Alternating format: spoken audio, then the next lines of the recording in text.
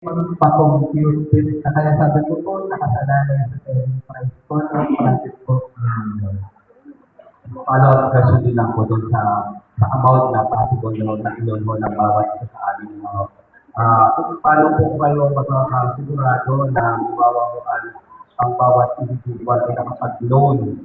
Ito po ba yung cash na maibibigay yung agad-agad sa mga mag-loan?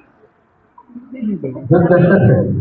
So, sa paglilipan, kung magpapautang, hindi yan didiretso sa uutang mismo. Didiretso yan kay seller, may letter of guarantee. Nangyari po na po kasi ito dati. Na diniretso sa borrower, sa iba niyo po na guarantee.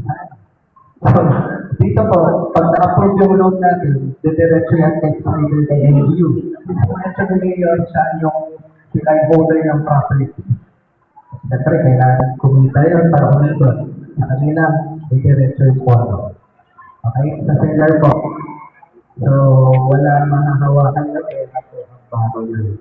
So, yung parang hindi po siya parang cash loan na abot sa'yo kasi abot mo yun.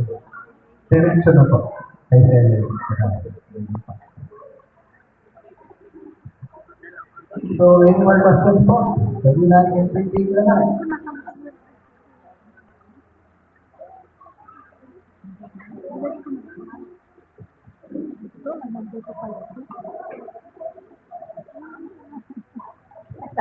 I-mention po na ako sa type yung tatanungin. Bakit po na nagkaroon ng calamity oral na walang loan?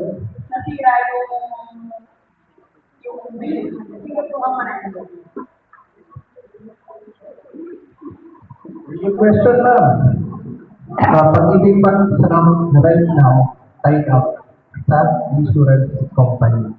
Kaya sinabi ko, pwede namin yung insurance for property. Kasama, dalawa po insurance namin. Minention yung chief kanina na lifetime mortgage redemption insurance. Ito, kung sakaling mangyari kay borrower. Tapos meron pa tayong pangalawang insurance, which is the non-life, or ito po yung fund and allied peril. In case masunog, lumindol, or mas madaming sanggera, which is wag naman sana mangyari, kasi hindi naman nangyayari dito sa dulo. Okay. So, yun, pwede maklaim yung insurance doon, in case of damage. Tapos kung uninhabitable siya, uninhabitable, hindi ko pwede tirahan, may additional pa po na rental allowance na ibibigay ng insurance company sa inyo. Aside from, doon sa reimbursement sa damages na mangyayari, guto baha, lindol, sunog, magkaroon. So, apply lang po ito na mangyayari yun para makin natin yung insurance coverage yun. So, insured po siya mga.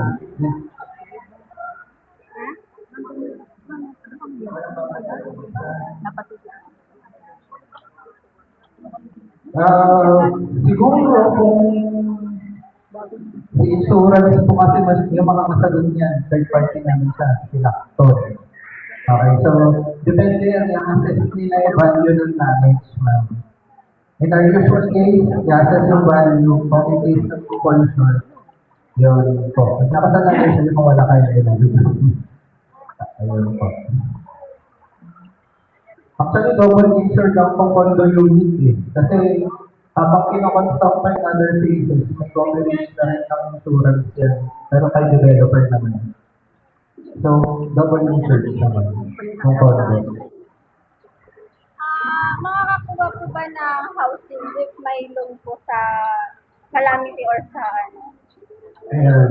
Good question. Question lang. Makaka-loan po ba kung may calamity loan o wala? Discuss ko kanina ng pagkabalik. Basta updated po yung pagbabayan. Yes, okay. So, every obligasyon niya kay pag-ibig, updated po natin yung pagbabayan bago tayo maka-lutang sa ibang mas ibang programa po. Meron pa.